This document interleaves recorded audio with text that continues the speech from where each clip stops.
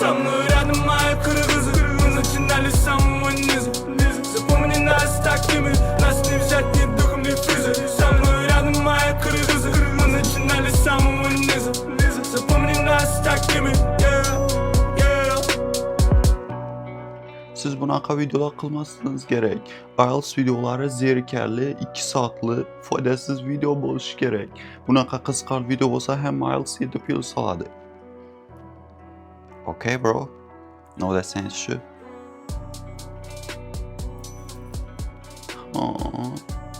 Men gapimni eshitmadi. Okay, assalomu alaykum everyone. How are you guys doing? Demak, bugun bizlarda 9-darsimiz 9 emas, 10-darsimiz bo'ladi va har doimgidek ko'p kuttirib o'tiraman. Let's get into the lesson. Alright, so what's good, man? Or ma'am, what's good? How are you? Is everything okay? Okay, great. So, birinchi navbatda havo issiq, Instagramda har doimgidanda kulgiliroq reelslar va bekorchi do'stlar.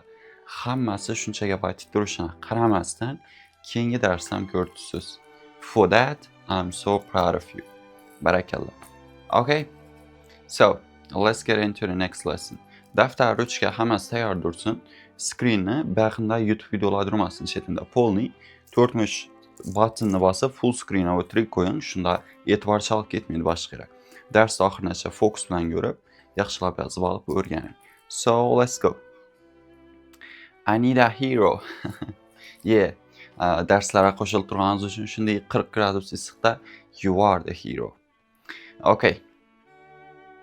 Bugun qizlar ko'pincha yaxshi ishlaydigan, lekin bolalar qiynaladigan savol turini ko'rib chiqamiz. Bu savol turini nima deb o'ylaysiz? Readingdan. Bizlarda shunday readingdan bir savol turi bor. Ko'pincha qizlar yaxshiroq ishlaydi bolalarga qaraganda. Bu qaysi savol turida bo'laysiz? Kuttiraman, javobingizni kommentariyada yozib qoldiring. 1 2 3. Alright, videoni to'xtatib yozdingiz, mana sizga javobini aytaman. Va bu bizda javob yes no not given. Bizlarda yes no not givenni bolalarga qaraganda qizlar osonroq ishlaydi. Nima uchun bunday? Nima uchun bunaqa? Bu savolga hozir javob beramiz videoda, okay? So, yes girl, clock it. Clock it girl. Oh yeah. Yeah. Bu dars qizlar uchun advantage bo'ladi. Yaxshi o'qisa bolalar ham olib ketadi. Okay, lesson structure. Bugungi dars qanaqa bo'ladi? Birinchi yes no not given umumiy ideya berib o'taman va shu umumiy ideyadan ham tushunib o'tasizlar. Nima uchun qizlar yaxshiroq ishlashin. Undan keyin o'zbek tilida praktika ko'ramiz. Ingliz tilida praktika etishdan oldin o'zbek tilida praktika etamiz. Shunda 100% yaxshilab tushunib olasizlar. Undan keyin secret strategy o'rganamiz. Bu savol turini ishlash uchun. Keyin esa real examda tushgan materiallar bilan praktika etamiz. Oxirida esa homeworklar beraman, okay? So let's go. Birinchi bizlarda part 1. Umumiy idea. Demak, bizlarda yes no not given savol turi qanaqa bo'ladi? Ko'rinishi xuddi shunday bo'ladi bizlarda. Ko'rib turishlaringiz mumkin. Bizlarda yes no not given qo'yibdi, backenda xuddi true false not givendagidek gaplar bor qo'yibdi, faktlar. Statementlar xuddi shularni to'g'ri yoki noto'g'ri shuni topib chiqishimiz kerak. To'g'ri deyapman.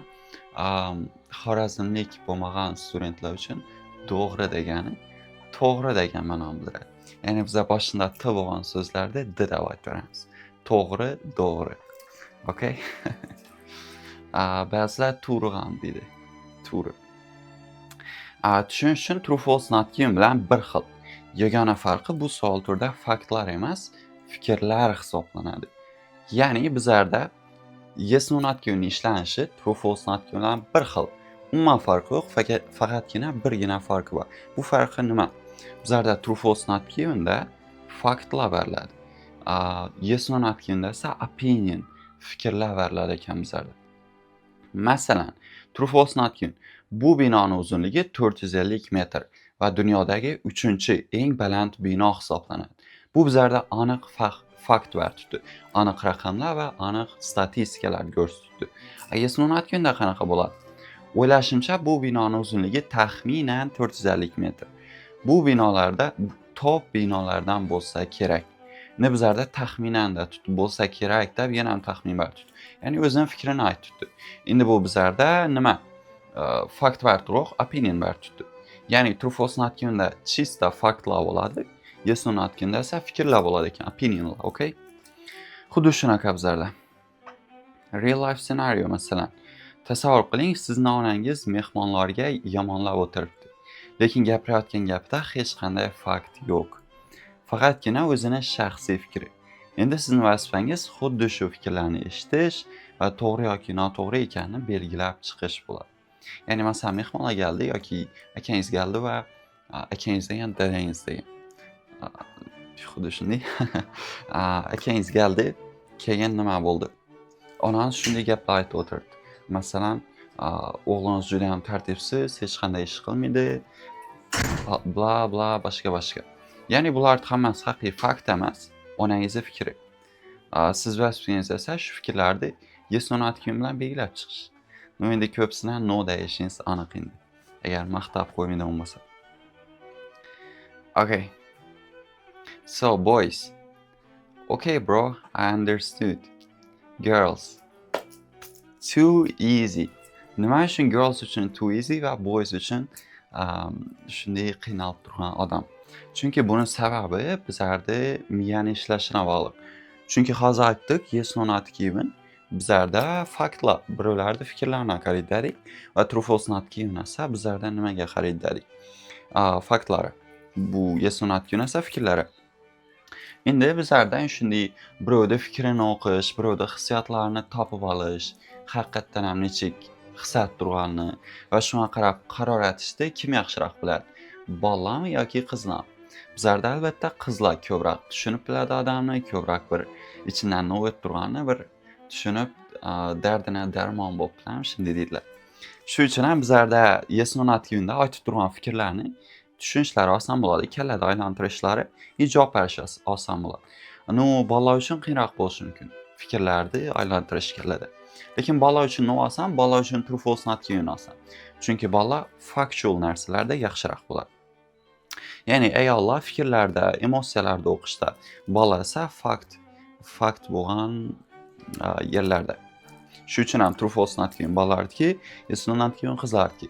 Lekin bu kursda o'qisangizlar, sizlar ikkisini ham olib bilasizlar. True false not given ham, yes no not given. Okay? So let's go. Demak, part 2 O'zbek tilida test. Endi hozir oral tushunib oldingizlar, qanaqa bo'lishini. Endi o'zbek tilida test atib ko'ramiz, okay? Demak, test mavzusi nima ekan? Zuhra va uning onasi. Oldindan ogohlantirib qo'yaman. Masalan, hozirlar zo'r Hollywoodning kinosini ko'radigan bo'lsangizlar va o'zbek kinolarini ko'rib, masalan, o'zbek qanaqa kinolar bor? Zo'rlangan opa deymi, bir balo deydi-ku, shunday kelin bir narsa bo'ldi, kelin bu bo'ldi deydi-ku. Shunday kinolarda ko'rganda his etasiz hozir bu hikoyani o'qisangizlar. Chunki yaxshi yozolmadim, afsuski bu safar, shuning uchun kechirasizlar degan umiddaman. So, bizning hikoyamiz qanaqa? Bitta oilada onasi va uning qizi Zuhra yashar ekan. Onasi Zuhrani yoshligida yaxshi ko'rgan, lekin hozirlari avvalgida yaxshi ko'rmaydi. Onasining aytishi bo'yicha hozirlari Zuhra ko'p ish qilmaydi va ko'p vaqtini ko'chada o'tkazadi. Zuhraning onasi uni otasiga ko'p yomonlab beradi, lekin otasi ko'p gapirmaydi. Okay, demak, mavzuni o'qidik. Endi yes no not given test ishlaymiz. Demak, birinchi. Oilada Zuhra yolg'iz farzand. Bizlarda bu to'g'rimi bizlarda? Shuni o'qinglar va javoblaringizni aytinglar. Kommentariyada yozib qoldirsangizlar bo'ladi. Videoni to'xtatib yozinglar. Men shuncha kutib turaman. Keyin men javobim bilan tekshirasizlar. Tak, 1, 2, 3. Okay. Javobingizni yozdingiz. Endi ko'ramiz javobini. Demak, oilada Zuhra yolg'iz farzandda turadi. Bitta oilada onasi va uning qizi Zuhra yashar ekan. Okay. Onasi Zuhrani yaxshi ko'rgan, lekin hozirlari avvalgidek yaxshi ko'rmaydi. Okay. Ba'zi birlaringiz true degan bo'lishlaringiz mumkin. True degan bo'lsangizlar, to'g'ri topgan bo'lasizlar. Давайте, man to'g'ri javob aslida false bo'ladi bizlarda. Desam ham ishonmanglar. To'g'ri javob aslida bizlarda not given bo'ladi. Nima uchun not given? Chunki bizlarda oilada nechta farzand ekanini aytib turib, hozir uyinda onasi va Zuhra yashaydi turibdi, lekin bu degan masalan Zuhrani amak akasi bo'lishi mumkin, masalan, og'asi va shu boshqa uyga ko'chib ketgan bo'lishi mumkin. Yoki endi tug'ilgan ukasi, masalan, mashina bosib ketib, kasalxonada yotgan bo'lishi mumkin, to'g'rimi?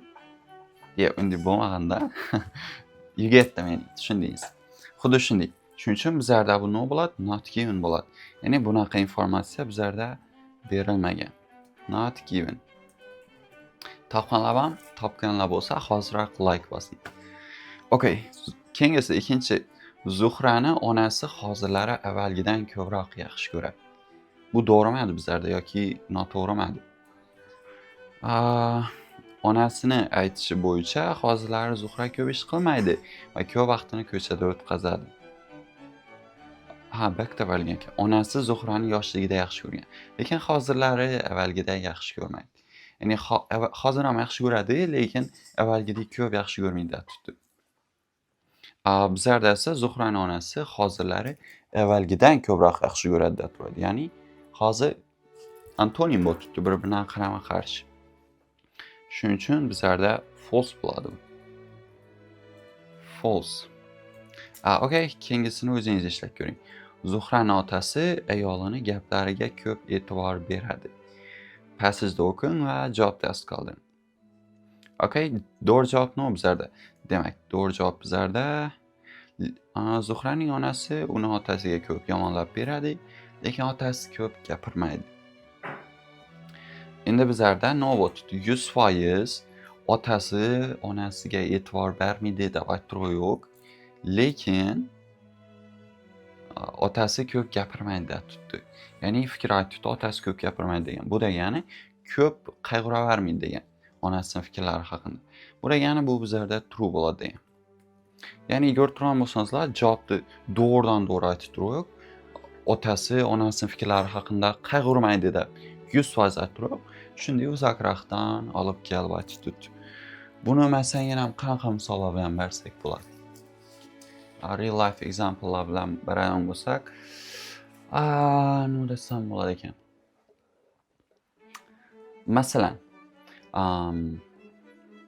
agar Samirning bitta muzqaymoqi bo'lganida, agar Samirning ikkita muzqaymoqi bo'lganda, uni bittasini Ahrorga bergan bo'lar edi degan gap bo'lishi mumkin masalan. Keyin nima bo'lishi mumkin? Savol aytish mumkin. Samir Ahrorni yaxshi ko'radi deyish mumkin. Endi true bo'ladi. Sevadi deb turibmiz, yaxshi ko'radi deb turibmiz. LGBTga o'tib ketmanglar. Okay. So, darsdan cheklashimiz. Endi tushundingizmi? True false not given bilan bir xil o'zgargan narsa opinion uchun qidiramiz xolos. Fakt uchun emas, opinion uchun. Yomon praksis test uchun uzr so'rayman. Miyamga boshqa narsa kelmadi bu mavzuda. Bu dars tayyorlab turganda men ko'rinishim xuddi shunday. Hozir veb-sayt tayyorlatibmiz xuddi shu kurs uchun. Ichida hamma video darslar bo'ladi, worksheetlar bo'ladi. Homeworklardan ham shu yerdan ko'rsangizlar bo'ladi, juda ham zo'r o'qigan bo'ladi. Hozir nima? Veb-sayt quruvchi bir IT guy aytdim, IT-chi bolaga u aytdi 3 oyda qurib beramiz dedi bitta veb-sayt. Men aytdimki, yo'q qalay dedim, o'zim bir haftada qurib tashlaman dedim. Shunqas 3 kundan beri shuni quribman. Qurib turibman o'zim. Va ITdan hech qanday bilim ham yo'q menda. Shuning uchun nima deydi? Duo qilib qo'yasizlar. Okay. Tak, tushungan bo'lsangiz, endi davom etamiz. So, part 3, proven strategy. Keyin true false not given bilan bir xil dedim. Agar true false not givenni qanday qilib ishlashni bilmasangizlar, kursda tashlab qo'yibman. Birinchi kundami, 3-kundami tashladim shu videoni. Shuni o'tib videoni ko'ringlar. Agar qidirib o'tirasizlar bo'lsa, просто Telegramda search yozasizlar, true false not given deysizlar, to'g'ri chiqib keladi o'zi. Okay? Uzun videoni ko'rib o'tiraman demasangizlar, to'g'ri true false not given faylga kirib, proven strategy-ga o'tib o'rganib qo'ysangizlar ham bo'ladi. Okay. So, part 3, proven strategy. Same as true false not given. True false not given bilan bir xil bizlarda. Bu qanaqa? Read the instructions, qoidalarni o'qiymiz. See how many questions are there. Nechta savol bor ekanini ko'ramiz. Read the first question, understand what it truly means. Hozir to'g'ri o'qib ketmang. O'qish davomida birga aytib keting. Read the instructions. Birinchi instructionni o'qiymiz. Bu bizlarda o'zbek alhazar type bo'lgani uchun instruction yo'q bizlarda. Shuni tushuntirishlik. Instruction o'qishlaringiz kerak bo'ladi. See how many questions are there? Nechta savol bor ekan ko'rishingiz kerak. Yana bizlarda 3 ta savol bor ekan. Okay? Read the first question, understand what it truly means. Birinchi savolni o'qiymiz va rostdan ham nima deb turganini tushunib olamiz. Ba'zilar savolni o'qigandan keyword nima? Keywordlarni highlight etadi, boshqa etadi, sinonim qidirishga harakat etadi. Lekin baribir xato topadi. Nima uchun? Chunki birgina keyword bilan javob topa olmaydi. Agar gapni o'zi nima deb turganini rostdan ham tushunmasangiz, bir tiyin. Qanchalik keyword yasam bilan. Shuning uchun birinchi o'rinda no deb turgan ma'nosini yaxshilab tushunib olishimiz kerak, okay? So, birinchi gap no deb tutib bizlar. Oilada Zuhra yolg'iz farzand dedi. Okay? Demak, tushunib oldik. Oilada Zuhra yolg'iz farzand ekan. Okay. Birinchi savol tushunib olamiz. Undan keyin make solutions in your head for every opinion. Miyamizda har bir javob, har bir yes or not bo'lishi uchun qanaqa gap aytish kerak edi passageda. Shuni o'ylab ko'ramiz. Masalan, oilada Zuhra yolg'iz farzand. True bo'lish uchun passageda aytish kerak edi. Oilada Zuhra birgina farzand, aka-ukasi yo'q deyish kerak edi. False bo'lish uchun oilada Zuhra boshqa 5 ta ukasi bilan yashaydi deyish kerak edi. Notkin bo'lish uchun Zuhra onasi bilan yashaydi deb prosta aytib ketish kerak edi. Boshqa siblinglarni aytib o'tmaslik kerak edi, mention etib. Okay, tushundingizmi? Xuddi shuni ayttirib, har birini kalangizga yugurtirib o'tasiz. Nima uchun? Shunda kalada o'tirib olsak, miya tushunib oladi. Ha, demak, bunaqa bo'ladigan bo'lsa, bunaqa bo'ladi ekan deb. Keyin passage o'qishganda javob topish osonroq va tezroq bo'ladi. Okay? Keyingisi. Highlight keywords and skim the passage for those words. Keywordlarni highlight etamiz va shu so'zlar uchun passage qaraymiz. Demak, bunda masalan oilada degan gapni olsak bo'ladi va yolg'iz farzand degan gapni olsak bo'ladi. Shuni ayttirib olamizdan skematni ko'z yugurtirib ketamiz. Xuddi shu so'z topish uchun. Masalan, oilada degan so'z chiqdi. Okay? So'zni passagedan topdik degan nima bildiradi? Bizga javobda location topdik deganini bildiradi. Ya'ni masalan qaranglar, bizlardan shunday katta passage bor va shuning shunday bir kichkina qismida bizlar javobimiz joylashgan. Va agar boshidan o'qiy boshlagan bo'lsak, u javobga yetguncha juda ham ko'p vaqt ketadi. Lekin bizlarda atigi 1 soat vaqt bor 40 ta savol uchun. Shuning uchun shatamiz, keywordlar bo'ladi bizlarda. Shu savolda keywordlarni olamizdan keywordlar uchun qaraymiz. Ya'ni skematni ko'z yugurtirib ketamiz. Masalan, buni qanaqa desa bo'ladi?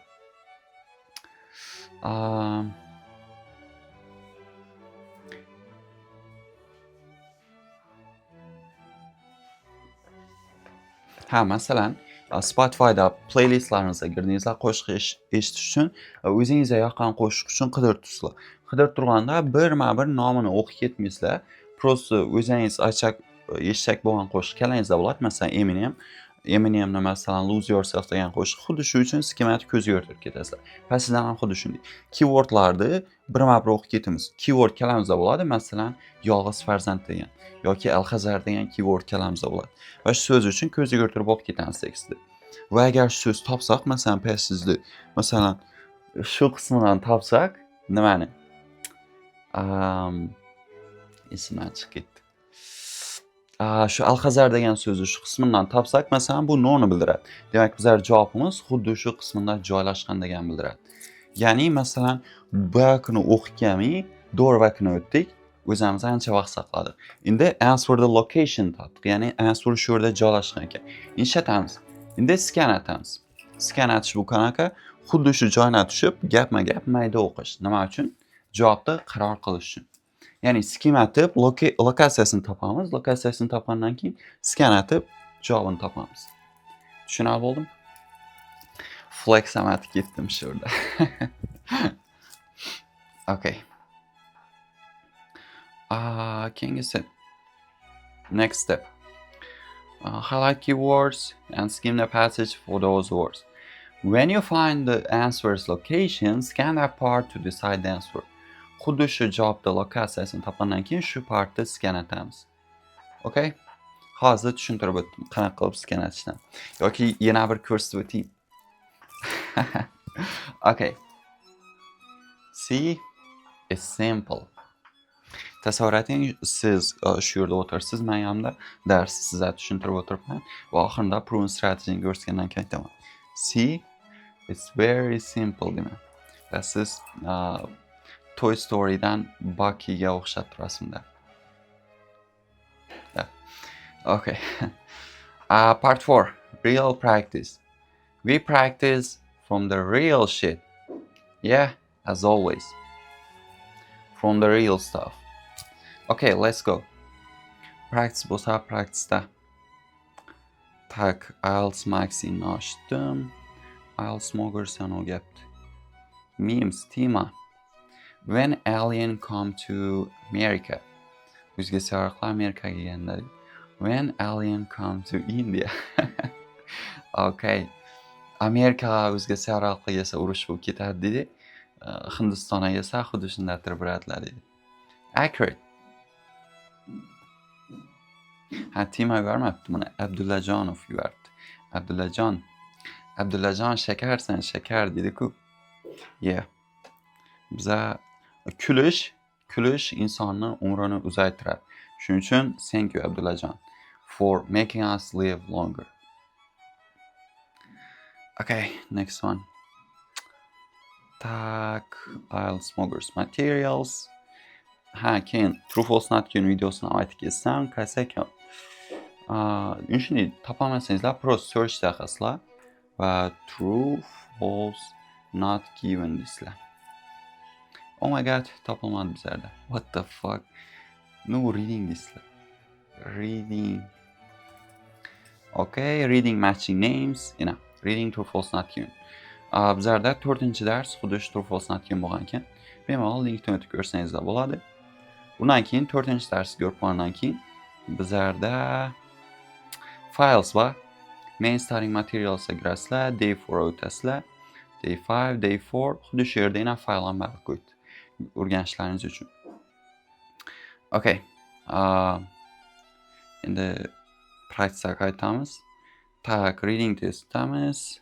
Reading madrasasini. No ishlatib turaylik, esimdan chiqib ketdi. Yes, no, not given. Okay. Okay, yes, no, not given. Let's go. Demak, 27-chi qoidalarni ko'rib olsak, birinchi shashimiz kerak. Strategy. Read instructions, instruction o'qiymiz. Hear the following statements, agree with the information given in the reading passage 3, okay? Tak. Boshqa o'tib ketibman. Tak, keyingisi. See how many questions are there. Nechta savol bor ekan, ko'rishingiz kerak ekan. Tak, nechta savol bor, nechta? Tak, 1, 2, 3, 4, 5. 5 ta savol bor ekan, okay? Ko'rdik.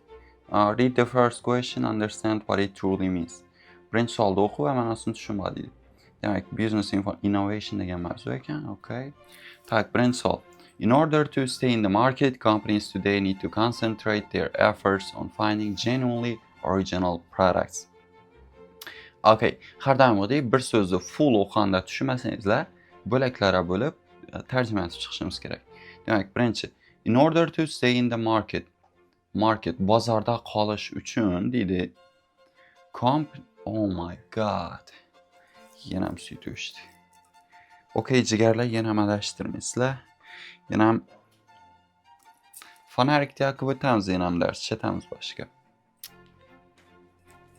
Okay, tak. In order to stay... Oh, sut yandi yana. Oh my god. Xorazm Shovotda yashasangizlar shunday bo'ladi. Yana ham sut o'chib olmadi, hozir ham yana ham svet o'chib yondi. Hooray. Okay, in order to stay in the market, bozorda qolish uchun dedi. Companies today need to concentrate their efforts on finding genuinely original products. Companies today, hozirgi kompaniyalar need to concentrate their efforts. Hozirgi harakatlarni shu narsaga barishlar kerak dedi. No ekan. Finding genuinely original products. Hozirgi kunda kompaniyalar bozorda qolish uchun dedi, ko'p vaqtini original bo'lgan product topish uchun sarflash kerak dedi. Original degan original degan. Da. Okay. Demak, endi ma'nosini tushunib oldik deb o'ylayman. Hozirgi kunda bizneslar bozorda qolish uchun original product topishi kerak ekan. Okay?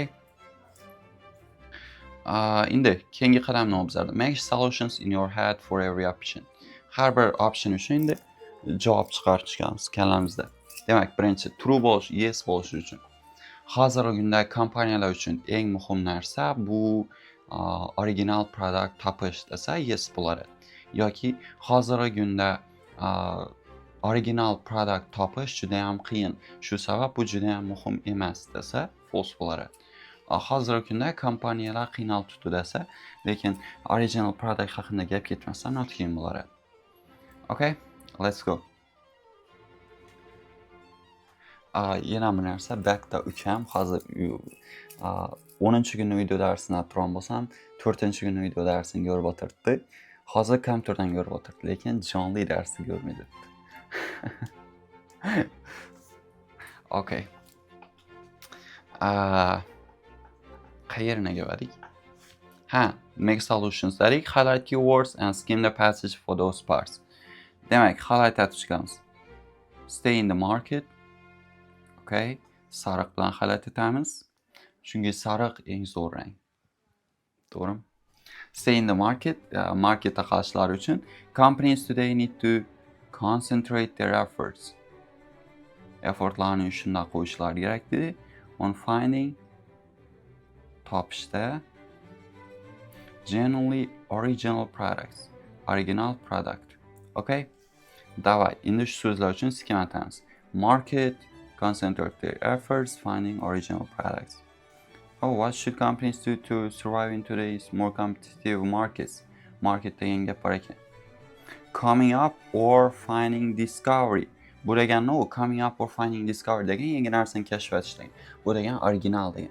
Okay, demak o'ylayapman bizlar javobimiz shu bilan chiqishi kerak. New product deydi. New product degan original product degan. Keyword table yozsangiz bo'ladi. Tashakkur etman keyword tabledan chiqarib oldim. Keyword table chiqarib oldim kamera. Battur.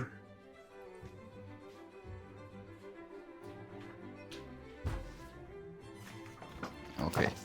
Yana keyword table sizlarga tashakkur etman. Digital variantini ham hozir chiqarib olishim nima? PDF variantini. Yana ukam chiqargan IELTS keyword notebookini. Bakina keyword yozasizlar, keyin bakina sinonim, antonim yoki related vocabulary yozasizlar. Hozir ham xuddi shu birsini yozsangiz bo'ladi. Masalan, original products deb bakina yozasizlar, keyin bakina new product deb yozasizlar. Xuddi shunday qilib yozsangiz bo'ladi. Shunday qilib yana to'ldirib ketaverasizlar va orada bir qarab qo'ysangizlar, reading 9 bo'ladi. Bomba bo'ladi reading, okay? Bunday qilib yoyib urmayman, bunday qilib naur stapler bilan kitob o'xshab turadi. Okay. Demak, javobni o'ylashim bo'yicha lokatsiyasini topdim. Endi o'zini topsak javobni. Okay. Men javobni topdim, короче. Sizlarga hint javob men shu birinchi paragrafda bergan. Hozir videoni to'xtatinglar va javob topishga harakat qilinglar. Keyin esa men javobni aytaman sizlarga. Okay, videoni to'xtatamiz. 1 2 3. Let's go. Tak, bizlarda javob nima bo'ladi? Birinchi ko'rishlaringiz mumkin, javobni qayerda aytib boshlayman. However, dedi, as Adrian Slowitsky of Merced Management Consulting says, shunday uzun so'z bo'lsa, bu hammasini tarjima etib o'tirish shart emas. Prosti, however, Adrian says deb kelsanizdan ham bo'ladi. Adrianning aytishi bo'yicha, most industries, ko'pchilik industriyalarda truly different new product breakthroughs are becoming increasingly rare. Ko'p industriyalarda shunday toza produktlar topish juda ham rare bo'lib qoldi, ya'ni kam uchragan bo'lib qoldi. Nima uchun? Chunki hozir juda ham ko'p narsa kashf etilib bo'lgan va yangi narsa kashf etish qiyin anchagina. Shuni qiyin bo'lib qoldi. And as blockbuster novel products become steadily more elusive, dedi, bu ham tushunish vobshem shart emas. Men o'zim ham yaxshi tushunaman, prosta chiqib ketasizlar. Prosta tarjima etmay ketanglar. Har bir passageda har bir gap tarjima etib o'tirish shart emas. Big companies would do well to focus, dedi. Katta kompaniyalar yaxshi taradi agar e'tibor bersa, dedi, focus, dedi. Focus degani nima? Concentrate their efforts on, dedi. Focus, concentrate their efforts on. Know that. Instead on making lots of small things better. Shuni yangi narsa topishdi o'rnina shu kichkina narsalarni yaxshilashtirishdi, yaxshilashtirsalar yaxshiroq bo'lar deydi. Duduqlanib qoldim xuddi shunday. Ya'ni passajdan odat tutdi. Hozir yangi produkt topish juda ham qiyin bo'lib ketgan zamonaviy dunyoda deydi. Shuning uchun yangisini topishdi o'rnina hozir allaqachon bor narsani yaxshiroq qilishga ko'proq e'tibor berish kerak deydi. Passage shuni aytdi. Lekin bizlarda 27 dan odat qo'yadi. Original product topishga fokus berishlar kerak deb qo'yadi. Shuning uchun bu nima bizlarda false. Xuddi ko'rganlaringizdek fakt aytib turib, opinion bizlarda prost. Shuni aytish kerak deb tutdi. Keyingisi disruptive innovations are often pose serious threats to even successful, well-established companies. Okay?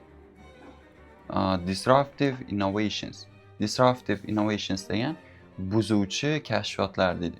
Ya'ni kashfiyot bo'lgan, lekin yaxshi kashfiyot emasda, shuni buzuvchi kashfiyotlar often pose serious threats.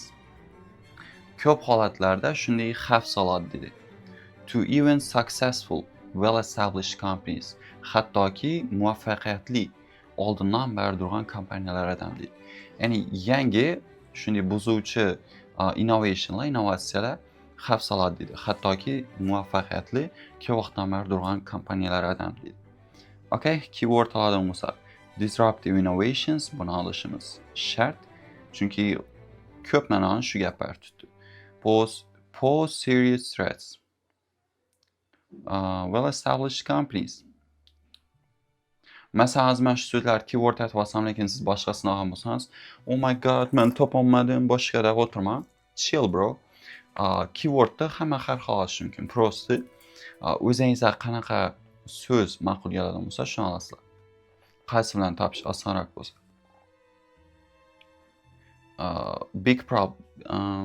Big companies geldi bizlarda. Bu degani successful well-established companies degan. Innovation ham geldi bizlarda. Okay? Innovators try to change the status quo says to resist them innovations frequently disrupted. Innovations frequently disrupted. Bu degani disruptive innovations degan. Yana ham keyword table so'z geldi. The way companies do things and may have been doing them for years. And it is not just markets that are nervous of innovation. Okay. Tak, unfortunately, lekin katta kompaniyalar often have big problems. Katta muammolari bor dedi. Innovatsiya bilan dedi. Innovators try to change the status quo. Innovatorlar ko'pincha shu narsani o'zgartirishga harakat etadi dedi. Bakan Chakrovskiy aytibdi. Va shu sabab markets tend to resist them. Va shu sabab marketlar ularga qarshilik etadi dedi. Innovations frequently disrupt the way companies do things. Innovatsiyalar ko'pincha kompaniyani odatdagi tanlanishlarni buzib yuboradi dedi. And may have been doing them for years. Masalan, shu ishni ko'p vaqtdan beri aytib turgan bo'lishi mumkin, lekin shundan ham buzib yuborishi mumkin. And it is not just markets that are nervous of innovation.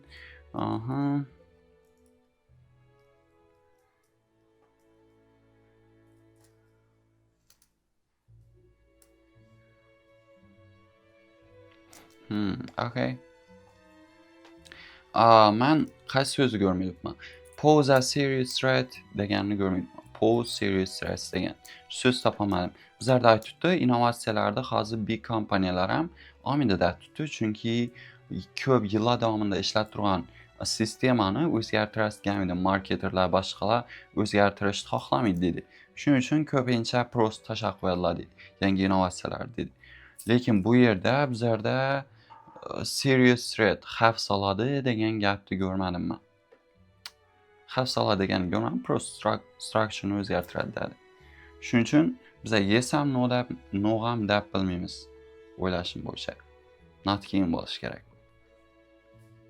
Yana ham o'ylashlaringiz uchun men o'zim ham yes no not keyin yaxshi ishlab bilaman.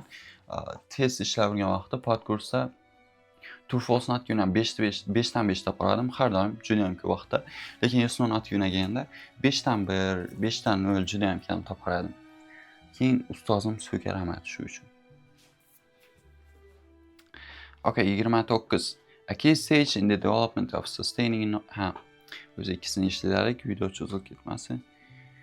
Tak, 28 haqida o'ylanib turman, lekin not kiyimmi ekan? Bizlarda pose serious stress dedi. Xavf soladi dedi. Lekin bizlarda passageda u xavf soladi degan gap yo'q adashmasam. Bizlarda prosta sistemasini o'zgartiradi deb tutgan. Okay, javobini ko'rkan. What the fuck?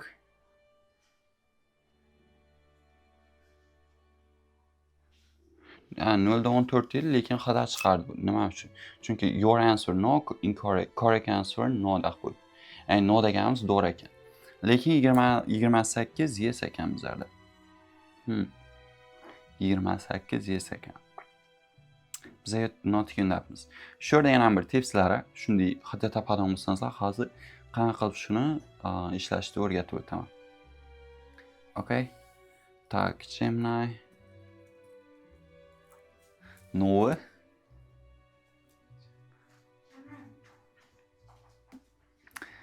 Ukam reading ishlab o'tiradi, 4 dan 4 topdi. Qanaqasiga 13 yoshli bola readingda 4 dan 4 topdi. Ustoz sababli. Okay, sizlar o'qisanizlar, sizlar ham kurslarga qo'shilsanizlar, 13 yosh bo'lsanizlar ham shunday yorib ishlaydigan bo'lasizlar. IELTS readingni, okay? Tak, analiz etishni ko'rsatib o'taman. Shunday bir xato chiqdimi sizlarda? Shuni ayttirib savolni olasizlar. Gemini tashlaysizlar. Nima uchun Gemini va ChatGPT emas? Chunki Gemini o'qish uchun yaratilgan. ChatGPT o'qish, ya'ni studentlar uchun emas, lekin Gemini zo'r ishlaydi studentlar uchun. Xuddi shuni ayttirib, passagedan olasizlar va aytasizlar. This is a question and a part of the passage from IELTS academic reading. To this question, I chose not given, but it was yes. Explain why it is yes and not given. Xuddi shu promptni Telegramga tashlab qo'yaman yoki shunga o'xshashini yozib tashlasangiz ham bo'ladi. Keyin bu ishlatasizlar, bu tushuntirib beradi. Xuddi shu narsani ham ukam ham aytadi. Ozonda uxlab yotmay, yonma gap turing deb nima uchun desam, imda readingda imberda xato chiqdi, nima uchun bunday bo'ldi deydi. Keyin yo'ni bir samabetda bonyani eshigini taqillatib, nima uchun desam, readingda bu nima bo'ladi deydi.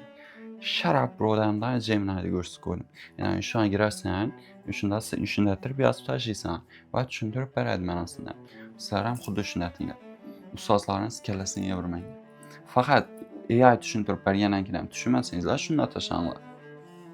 Chunki o'zingiz harakat etgan baribir yaxshiroq natija beradi. O'zingiz urinib ko'rsangiz boshda. Okay, so the correct answer is yes, because the statement in question 28 directly matches the ideas and claims presented in the text throughout exact synonyms and paraphrasing. Okay, directly matches it. Doppa doğru keladi. Let's see nima uchun. Tak, disruptive innovations degan ekan. Innovations frequently disrupt the way companies do things. Okay. The text explicitly describes the innovations that cause disruption. Often pose serious threats. Shuni topamadim men tekstda. Often have big problems with innovations and try to change the status quo, which is why marketers tend to resist them. Causing big problems and threatening the status quo existing operations means innovations act as a major threat. Okay. Endi shuni izlab olaman, nima uchun shunday ekan. Bakında solda so'zlardi va bakında sinonimlar bar qo'ydi, keyword evolution. Okay. Men o'zim tormozman. Yes no not kundan ham, boshqa odamlar bilan gaplashgandan ham shuning uchun adashtirmaysizlar. Okay. So let's go. Tak, endi ishladik, real practice etdik, endi homeworklarni ham ko'rib o'tsak. Tak, birinchi solve 3 tests for yes no not given. Yes no not given uchun 3 dona test ishlaysizlar. Keyin solve 2 tests for listening section 2. Listening section 2 uchun 2 dona test ishlaysizlar. Undan keyin daily task bozorda har kun atadigan tasklar bu 10 bet kitob o'qish va kamida bitta show yoki film ko'rish, serial yoki film. Okay? Homeworklarni aytib tashlanglar, bajarishni unutmanglar. Har doimgidek nima? Yana motivational sizlarga bir to'g'ri yo'lni ko'rsatadigan, yana masalan sizni charchab turgan bo'lsangiz, yana motivatsiya beradigan, energiya beradigan gaplarni tugatchakman. Tak,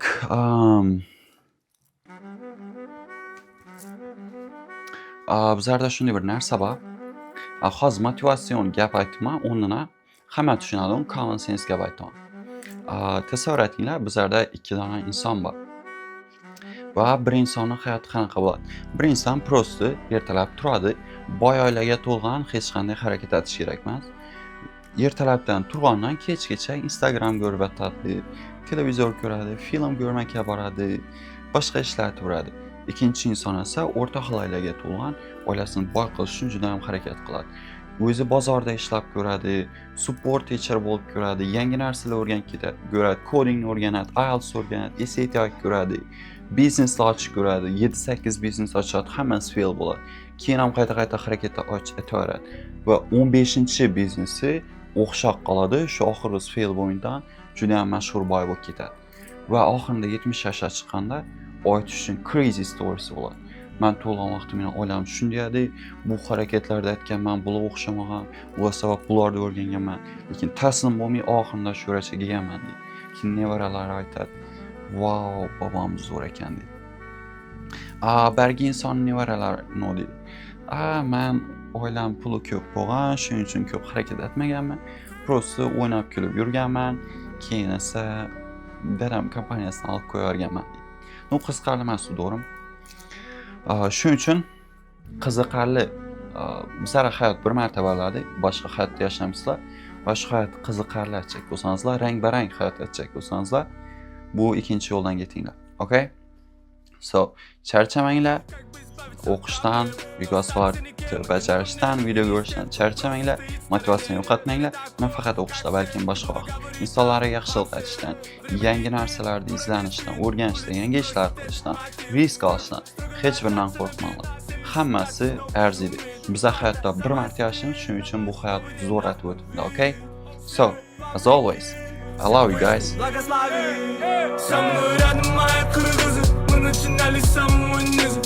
Запомни нас такими, нас не взять ни духом, ни физом. Со мной рядом мои крылья, мы начинали с самого низа. Запомни нас такими.